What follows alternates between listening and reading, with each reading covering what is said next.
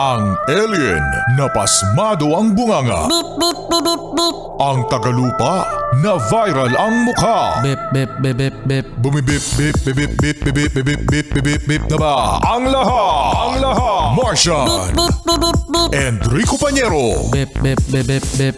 Beep, beep, beep, Bip, beep, bip, bip, bip, bip. Bip, bip, bip, bip, bip. Tikilaok! Tikilaok!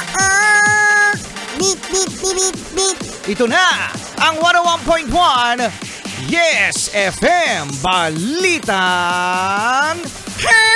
Hoy, eto mga Yes Friend, putok na putok pa rin.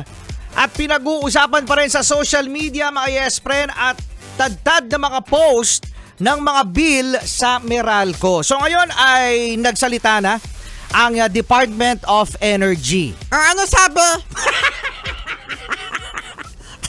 Ano sabi ng Department of Energy? Sinabi, Martian, mga Yes Friend, ni Energy Secretary Sharon Garin na ito daw ay batas. Okay? Ito daw ay batas at ang dapat daw na umaksyon dyan para mabago no, ang singilan sa Meralco ay ang mga mambabatas. Okay, sige.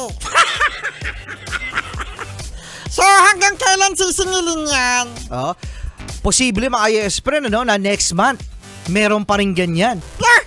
Hanggang next month! Oo, posible mga Yes Friend, nasa batas daw no? Yun nga lang kasi, ito yung pinuputok ng mga budji. Budji. Ng mga nating lahat. Oo, kasi tayo mga Yes Friend, no? Lahat naman tayo mayroong kuryente sa bahay. Oo, no? At tayo ay nagbabayad sa Meralco. Hindi ka sure. Hindi ka sure. Yung lahat nagbabayad, ano? Dahil meron pa rin tayo mga Yes Friend na nakakatanggap ng zero sa kanilang Meralco bill. No, yung iba, no? 7,000, 11,000, 24,000. Nagugulat sila dahil ine-expect naman natin mga Yes Friend dahil mainit nga ang panahon. Ine-expect natin na laging bukas ang electric fan. Yung iba mga Yes Friend, syempre nag-i-aircon. No, bukas ng ref dahil sa inom ng tubig. So, ine-expect naman yan ng mga Yes Friend natin na tataas talaga ang kuryente. Pero, not naman na ganun kalaki na libo-libo ang itinataas. Oo nga, grabe! So, ngayon ay nasa mga mambabatas.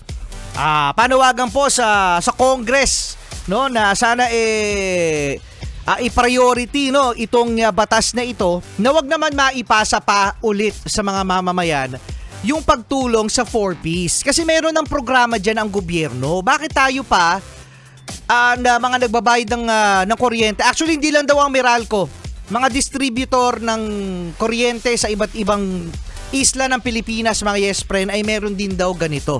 So dapat wag na tayong kaltasan no ng gobyerno sa Meralco kasi ang dami na nating tax.